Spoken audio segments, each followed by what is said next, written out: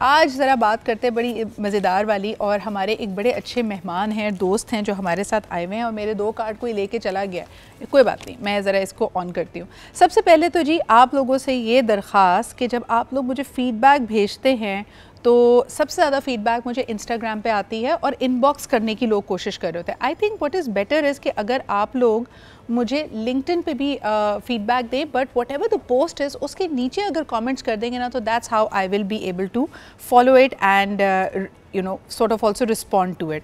लेकिन आज का जो हमने टॉपिक डिस्कस करना है वो बड़ा इंटरेस्टिंग है। It is all about mood swings. आपने अक्सर लोगों के बारे में सुना होगा कि अगर मूड अच्छा है तो सब अच्छा है, ये इंसान बड़ा मूडी है, इसके मूड पे डिपेंड करता है। और सबसे ज़्यादा इंपॉर्टेंट होता है 2 लोगों का मूड आपकी लाइफ के डिसीजंस के हवाले से। नंबर 1 शुरू में आपके फादर का मूड, उसके बाद आपके बॉस का मूड, और जो सेकंड बॉस है जो होम मिनिस्ट्री है, यानी आपके पार्टनर या आपके स्पाउस का मूड भी बड़ा इफ़ेक्ट करता है। ये दोनों चीज़ें आपस में कैसे रिलेट करती हैं, हम अपने मूड का ख्याल रखें या दूसरों के मूड का ख्याल रखें, कब हमारी बाउंड्रीज़ ब्लर होकर लोगों के लिए प्रॉब्लमेटिक बनती हैं, जब हम ज़रूरत से ज़्यादा ये रिस्पॉन्सिबिलिटी ले लेते हैं कि हमारा कुछ भी कहा हुआ उनके मूड को कहीं बुरा ना लग जाए, उनके मूड को हम मैनेज करने की कोशिश करते हैं। आजकल आप जितनी सेल्फ़ हेल्प एडवाइस सुनेंगे उसमें कहा यही जाता है कि आप अपने ऑथेंटिक सेल्फ़ में रहिए। आपको ज़रूरत नहीं है कि आप दूसरों के मूड के बारे में इतने परेशान हो, लेकिन फिर एहसास, एक दूसरे से मोहब्बत, एक दूसरे से रवादारी, उसकी भी तो कुछ कदरें होती हैं। आप सिर्फ़ और सिर्फ बिज़नेस या सिर्फ़ और सिर्फ अपने सेल्फिश मोटिव्स पे भी नहीं रिलेट कर सकते। तो दोनों के बीच में तवाज़ुन कैसे कायम करें, आइए ज़रा इस पे बात करते हैं। हमारे पास एक ज़बरदस्त पैनल मौजूद है। फ़र्स्ट एंड फॉरमोस्ट जी CEO हैं टेक टाइटन्स पाकिस्तान के, एक बहुत ही वाइब्रेंट कम्युनिटी को लीड करते हैं। इस दफ़ा कराची आए हुए हैं, कई दफ़ा आप इनको लाहौर से हमारे प्रोग्राम का हिस्सा देखते हैं, but I am so happy to have in the studios Hasan Raza. Thank you so much for being here. इसके अलावा जी डॉक्टर ताहिरा रुबाब भी हमारे साथ मौजूद हैं। Thank you so much Tahira, you're a clinical psychologist and also a relationship therapist, always a pleasure. और आज क्योंकि इसमें हमने दोनों एंगल्स रखे हैं ना, work and relationships, work environment को कवर करेंगे हसन हमारे साथ, लेकिन हम इनसे पर्सनल लाइफ के सवाल भी करेंगे, और दूसरा ताहिरा से पूछेंगे कि आपके स्पाउस का मूड और आपके घर वालों का मूड आपको कैसे इफेक्ट करता है, इस पर भी ज़रा बात करते हैं। So let's get this conversation started. Hasan, thank you for being here.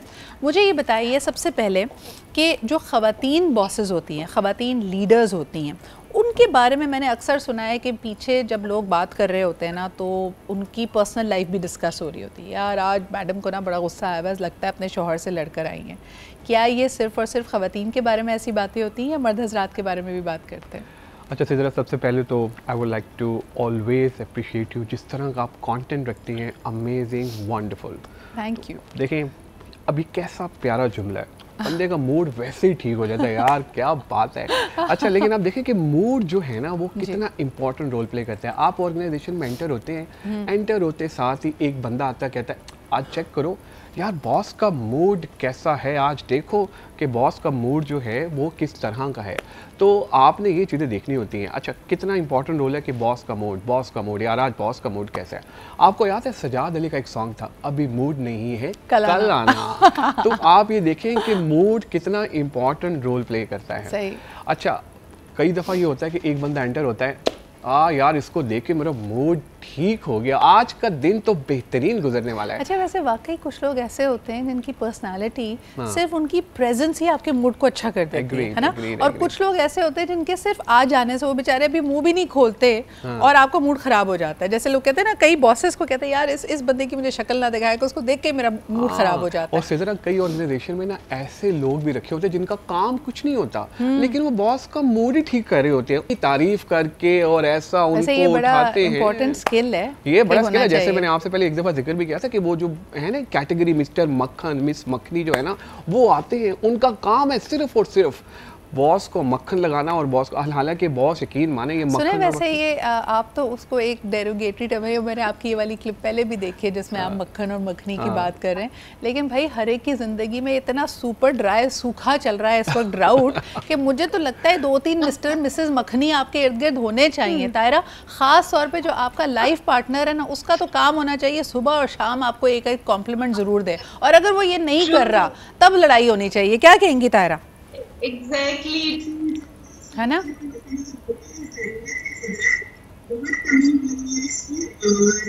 अच्छा, तायरा के साथ हमारा कनेक्शन थोड़ा सा गड़बड़ाया हुआ है, उनकी आवाज़ नहीं आ रही है, लेकिन यही सवाल अगर हसन आपके पास ले जाऊं कि देखिए मूड अच्छा करना भी तो कोई ना कोई थोड़ी सी उसकी ज़िम्मेदारी ले लेना, क्या उसमें कबाहत है?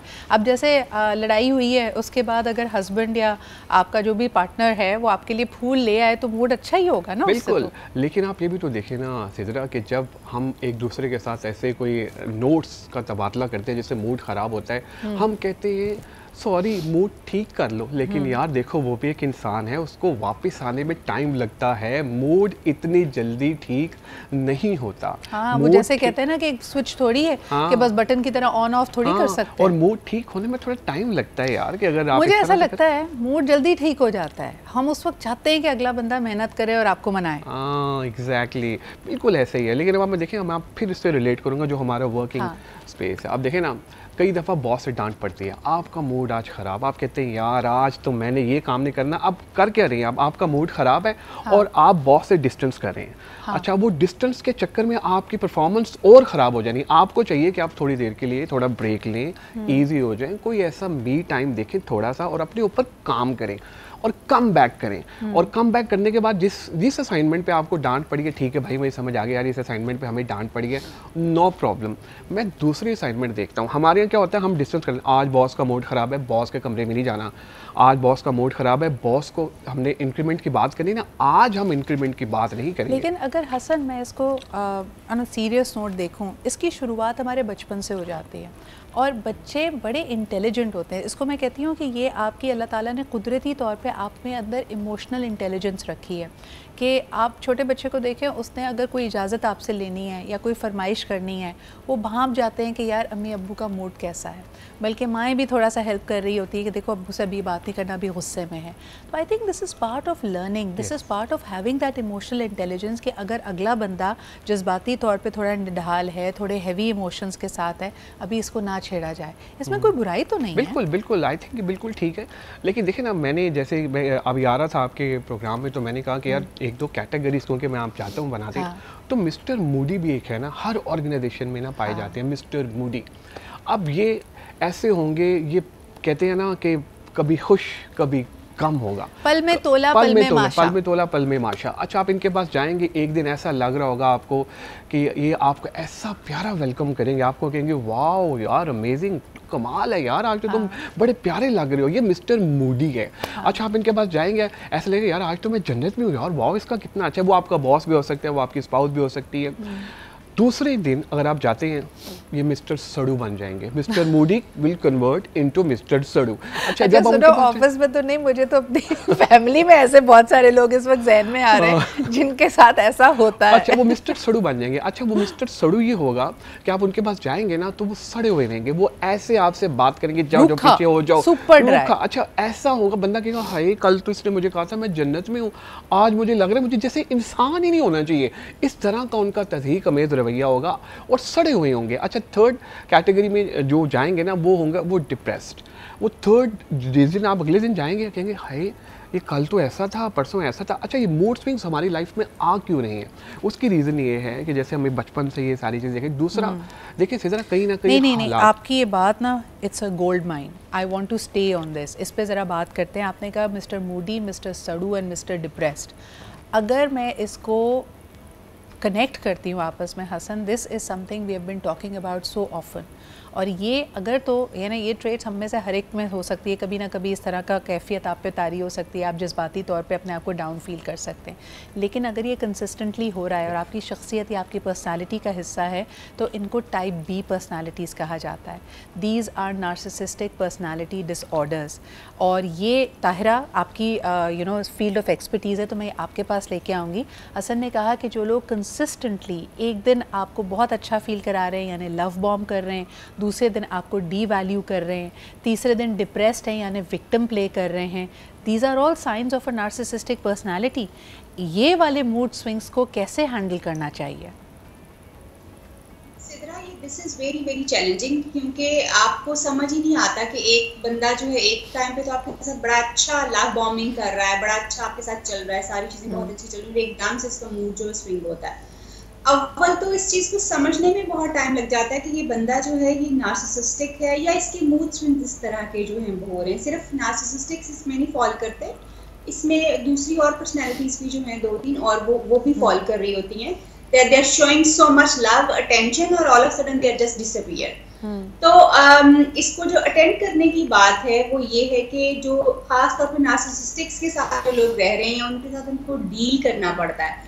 एक फॉर्मूला हम जो है वो अक्सर अपने क्लाइंट्स को, स्पाउसेस को सिखाते हैं, they have to live with that. सबसे पहली चीज तो ये होती है कि हम एडवाइस ये करते हैं कि quit as soon as possible if you can quit, क्योंकि इसका और कोई सोल्यूशन जो है वो नहीं है उस तरह से, because they are so emotionally, वो इतना आपको ट्रॉमाटाइज कर रहे होते हैं कि you just lose your worth. आपको खुद भी अपनी जो है वो वर्थ भी भूल जाते हैं, आप क्या हैं कौन, आइदर इट्स अ बॉस और स्पाउस। सो उसमें पहली चीज हम ये कहते हैं कि अगर पॉसिबल है तो आप इसको क्विट करने की कोशिश करें, मगर क्योंकि लोग उसमें कहीं ना कहीं जॉब की वजह से या फिर जो है वो अपने स्पाउस की वजह से फंसे हुए होते हैं, दे कैन नॉट क्विट। तो फिर हम उसको फॉर्मूला बताते हैं कि follow the deep formula. Deep का मतलब जो है वो ये है कि आप अपने आप को डिस्टेंट करें उस बंदे से, उस इंसान से जो भी आपके साथ कनेक्शन में है, मतलब जितना पॉसिबल हो सकता है उसके सामने, उसके साथ इंटरेक्टिव जो है मत रहें, जितना जो टू द पॉइंट बात के लिए आप उसके सामने जरूर जाएं। यानी आप जिसको कहते हैं कि आप एक इमोशनल डिस्टेंस क्रिएट करें, इसको दूसरी ज़बानों में स्टोन वॉलिंग, ग्रे रॉकिंग भी कहा जाता है। अच्छा ताहिरा, मुझे बड़ा अच्छा लगा कि मैं वैसे जब वेस्टर्न कंटेंट वेलबींग के बारे में सुनती हूँ तो वो अक्सर आपके पहला वाला जुमला आपने जैसे कहा कि अगर हो सके तो आप निकल जाएं, लेकिन उसमें कभी हमारा ईस्टर्न कॉन्टेक्स्ट या फिर हमारे माशरती रिवायतों को, रवैयों को समझने की कोशिश नहीं की जाती। पहली दफ़ा एक वेस्टर्न कंटेंट क्रिएटर को, एक खातून कंटेंट क्रिएटर को मैंने ये कहते हुए सुना कि कई माशरों में ऑनर किलिंग जैसे मामलात भी हैं, यानी ऐसे लोग रिजेक्शन और अबैंडनमेंट को भी हैंडल नहीं कर पाते, उनको लगता है कि आपने उनको उनकी तहज़ीक कर दी है। तो यकीनन हर एक के लिए निकलना भी मुमकिन नहीं होता होगा। और हसन, आई एम श्योर कि हसन आप भी ऐसे कई बॉसेस इस वक्त आपके जहन में आ रहे होंगे जो अगर आप, यानी एक तो आपके साथ बुरा सलूक रखते हैं, लेकिन अगर आप उनको छोड़ने की कोशिश करते हैं तो वो आपको इंडस्ट्री में इतना बदनाम कर देते हैं कि आपको दूसरी जॉब ढूंढना भी मुश्किल हो जाती है। ये उनका एक वेंडेटा, एक रिवेंज की भी आदत होती है। खैर, इस पर हम बात करते हैं, एक छोटा सा ब्रेक ले लेते हैं Taira and Hasan. We are going to come back and discuss this mood swings. Stay with us and keep watching Aaj Pakistan.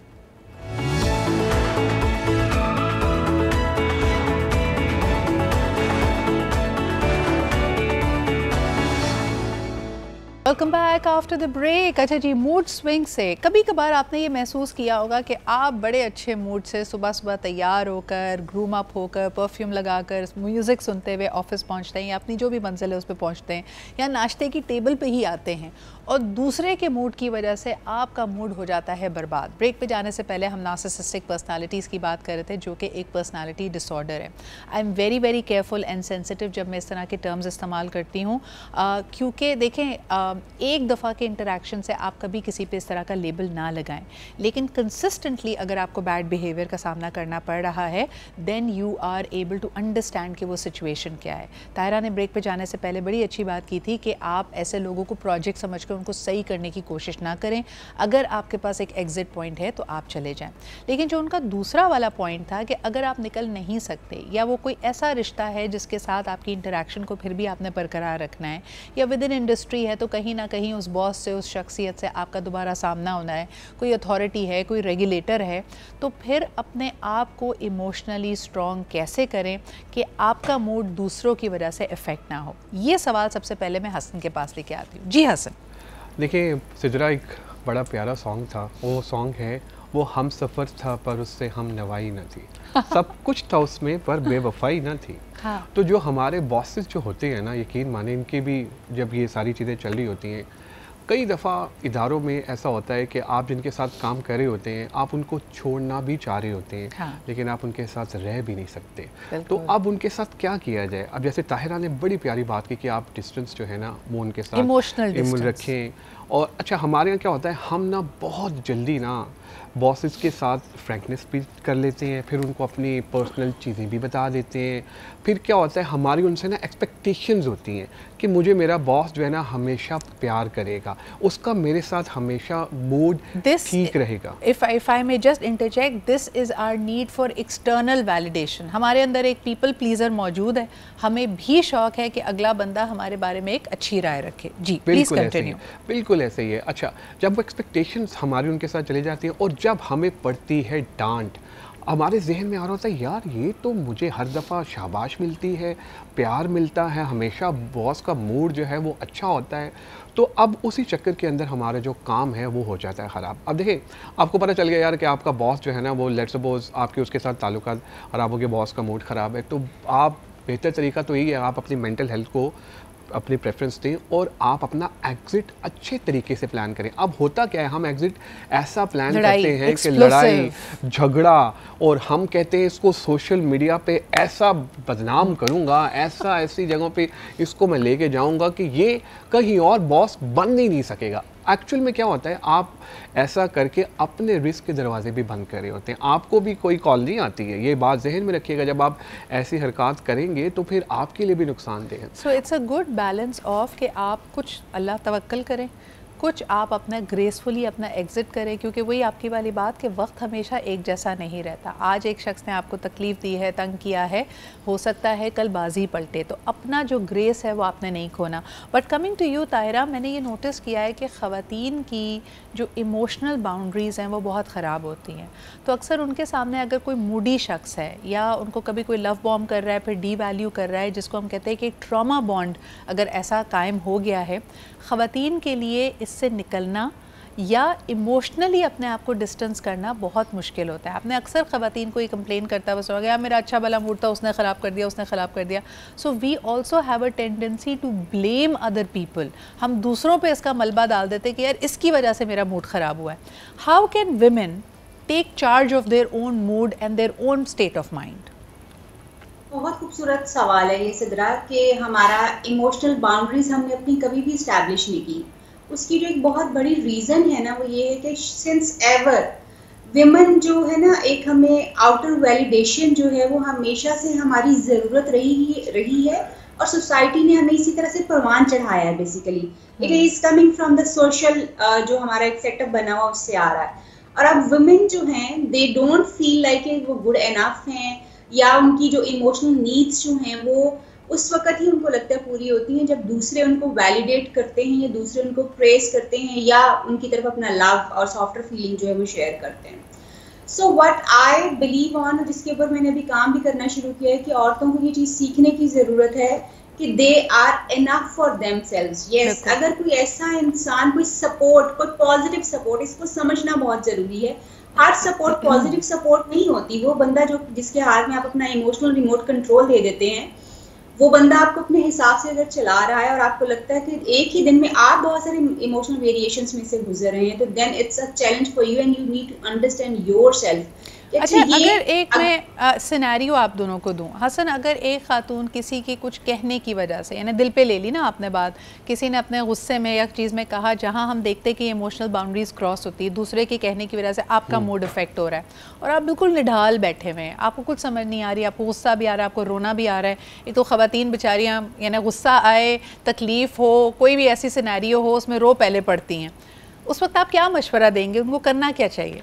देखिए, मैं इसमें ना एक ऐड करना चाहूँगा, अभी डॉक्टर ताहिरा ने बता रही थी। देखिए, आप अपनी जो फीलिंग्स हैं, जो आप अपने इमोशंस हैं वो शेयर करते हैं ना, तो कई दफ़ा सिद्रा ऐसे मिस्टर मैनिपुलेटर आ जाते हैं ना आपकी उस लाइफ में, वो उसको इस तरह से मिसयूज़ करते हैं। तो प्लीज़ अपनी जो फीलिंग्स हैं, इमोशंस हैं, वो उन मिस्टर मैनिपुलेटर से भी बचाइए जो कि आपको मैनिपुलेट करते हैं जगह जगह पे जाके। अच्छा, अब आपका ये जो सिनेरियो, उसमें मैं कहूँगा, देखें, जब आपका दिल दुख गया और आप परेशान हो गए और आपको लग रहा है यार कि दुनिया ख़त्म हो गई है और रोने लग गए, तो प्लीज़ अपने आप को समझाइए, कम बैक कीजिए कि यार ये एक इंसिडेंट से मेरी ज़िंदगी ख़त्म नहीं होने वाली है। Hasan, what's your process? आप इंसान है ना, हम सब इस तरह के, और हम तीनों अपने अपने प्रोसेस शेयर करते हैं कि जब आप उदास होते हैं या किसी के एक रवैये की वजह से, किसी के कुछ कहने की वजह से, किसी के किसी जुमले, फ़िक्रे, तंज़ की वजह से आपका मूड ख़राब हो गया, तो उस वक्त आप क्या करते हैं? सबसे पहले तो मैं क्या करता हूँ, थोड़ा सा टाइम लेता हूँ और मैं आता हूँ बाहर और थोड़ी देर के लिए मैं सोचता हूँ हसन कम बैक करना है, हो जाएगा। अच्छा, फिर स्पिरिचुअली कनेक्टेड होता हूँ मैं जैसे कि दुरूद पाक अल्हम्दुलिल्लाह बहुत पढ़ता हूँ मैं, तो मैं ज़रा दुरूद पढ़ता हूँ। थर्ड जो मैं करता हूँ, मैं वॉक के लिए निकल जाता हूँ।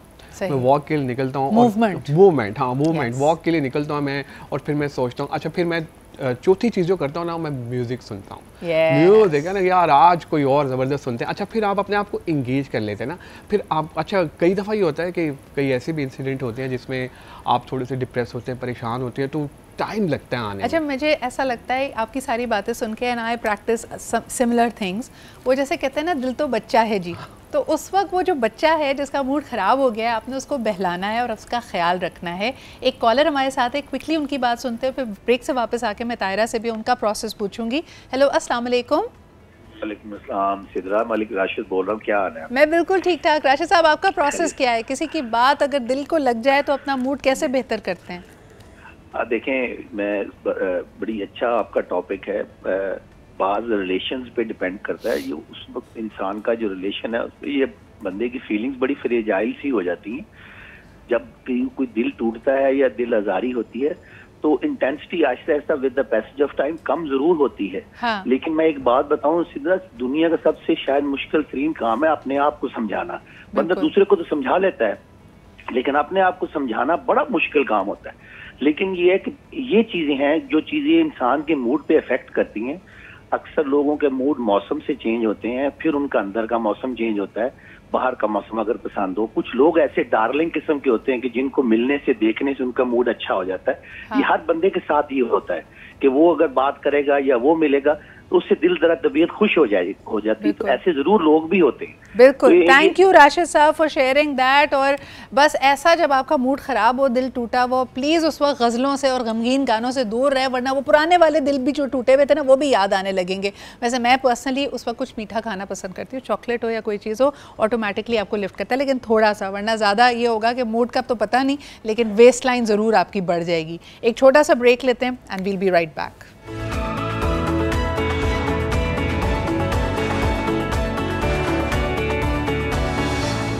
प्रोसेस के बारे में बात की जा रही थी कि जब आप दुखी, गमगीन हों, और गमगीन इसलिए हों क्योंकि दूसरों का रवैया आपके साथ बुरा है। कई दफ़ा आप ये देखें कि जो लोग विक्टिम्स होते हैं वो आपको अपने साथ इस तरह ट्रैप कर लेते हैं कि आपको लगता है कि उनका इमोशनली ख्याल रखना, उनके मूड को बेहतर करना, उनकी मर्ज़ी के मुताबिक चलना, ये आपकी ज़िम्मेदारी है। And that is very very exhausting. You invest so much of your life force in that कि फिर आपके लिए, आपके पास अपने लिए काम करने का कोई वक्त नहीं बचता।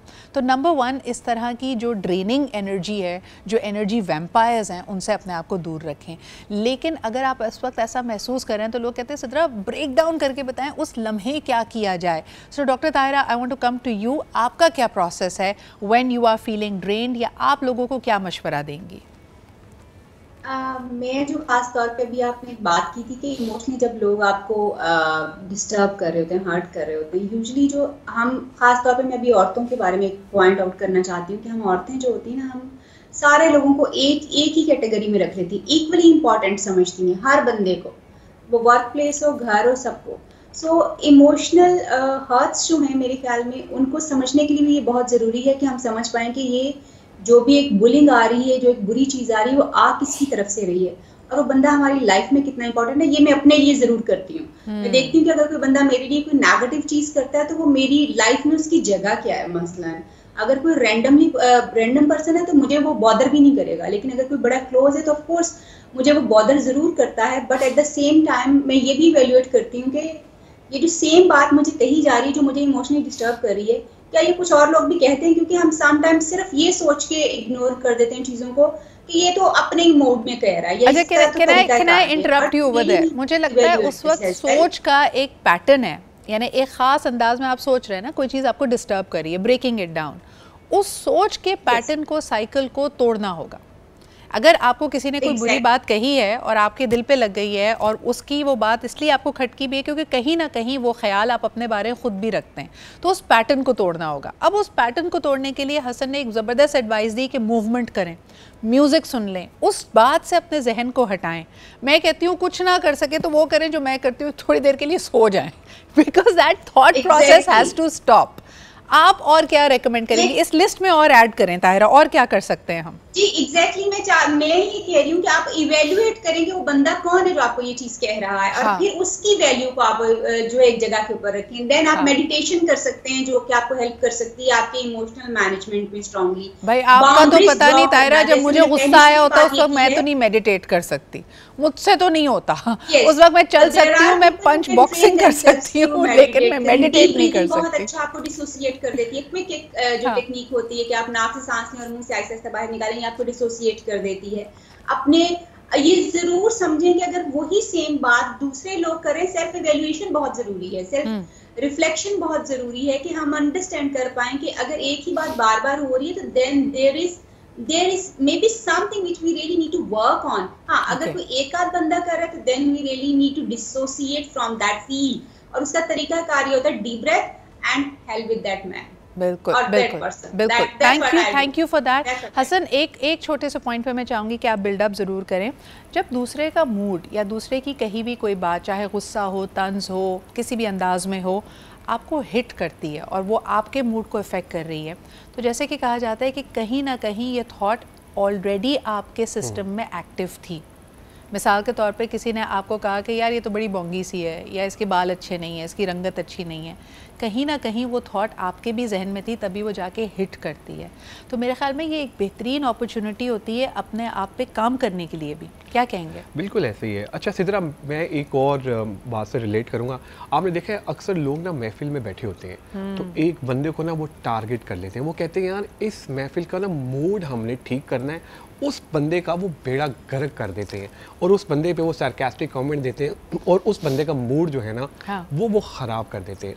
अच्छा, वो मेरा ख्याल है कि ऐसा हमें बिल्कुल भी नहीं करना चाहिए यार, कि आप अपने मूड को ठीक करने के लिए एक दूसरे बंदे को बेड़ा गर्क कर दे उस महफिल में, ऐसा नहीं करना चाहिए। अब आपके सवाल की तरफ हम आ जाते हैं कि जो अब आपने कहा, देखिए मेरा ख्याल ये है कि जब इस तरह की सिचुएशन आ रही हो और ये चीज़ें आ रही हो तो आप उस फीडबैक को पॉजिटिव ले। अगर आपको लगता है कुछ चीज़ें, बिल्कुल आपने सही फरमाया कि होती हैं और वो आप आ रहे होते हैं, लेकिन क्योंकि देखें ना, जब हम फीडबैक लेते हैं तो या तो हम फाइट करते हैं या हम फ्लाइट करते हैं या फिर हम फ्रीज हो जाते हैं। हम कहते हैं यार बस ऐसे ही है।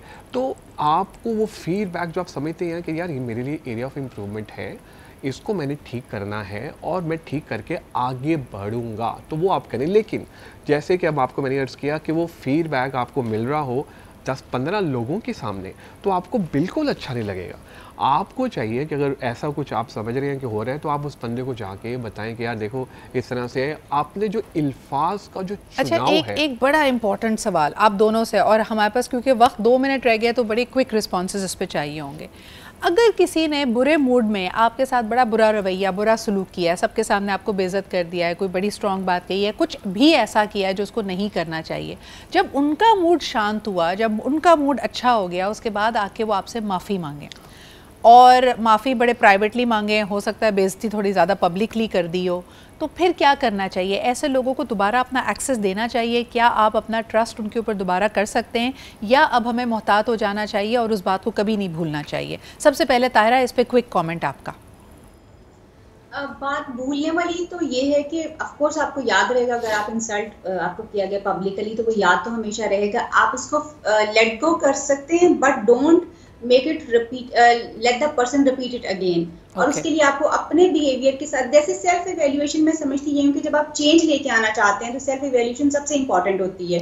कि वो बंदा ऐसी क्या बात थी कि उसने पब्लिकली भी आपको कर दिया। मे बी मैं विक्टिम को ब्लेम नहीं कर रही, मगर मैं ये जरूर कह रही हूँ कि आप अपनी बाउंड्री को बनाने के लिए पहले अपने बिहेवियर को समझ लीजिए। So the only apology that we are accepting is changed behaviour. और गुस्से में अगर आप आपे से बाहर हो रहे हैं तो ऐसा शख्स ख़तरनाक हो सकता है। हसन इसकी बड़ी हम कॉमन मिसाल देते हैं कि जो सॉरी वो तो गुस्से में मैंने तलाक दे दी, तो मोहब्बत में तो कोई तलाक देता भी नहीं है। मूड उस वक्त ख़राब था और कोई हद से पार चला जाए, फिर वापस आके माफ़ी मांगे तो क्या करना चाहिए? देखिए अक्सर ऑर्गेनाइजेशन में इस तरह से ही होता है, बॉसेस जो है ना वो क्लास ले लेते हैं, हर के सामने ऐसी क्लास लेते हैं, बंदा कहता है यार ये मेरे साथ क्या हो गया, और 15 मिनट के बाद 20 मिनट के बाद आएंगे, यार you are a wonderful performer, यार तू तो बहुत अच्छा काम कर रहा है, सॉरी यार वो जरा उस वक्त मूड खराब था, तुम्हें पता है आजकल वो तेरी भाभी के प्रेशर है या काम का बड़ा प्रेशर, ऊपर से प्रेशर, तो ये सारी चीजें हैं। अच्छा वो ये नहीं समझते हैं कि यार उसके मूड खराब की वजह से उसके 2 महीने खराब हो गए, उसका पूरा दिन खराब हो गया।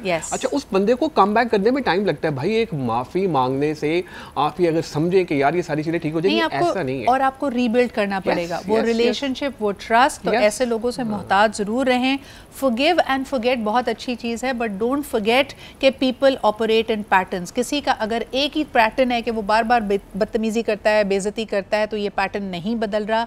You have to become more vigilant. बहुत शुक्रिया हसन और डॉक्टर ताहिरा हमारे साथ मौजूद थे, ज़बरदस्त कॉन्वर्सेशन थी। फीडबैक ज़रूर दीजिएगा, इंशाल्लाह कल आपसे मुलाकात होगी। खुदा हाफिज़।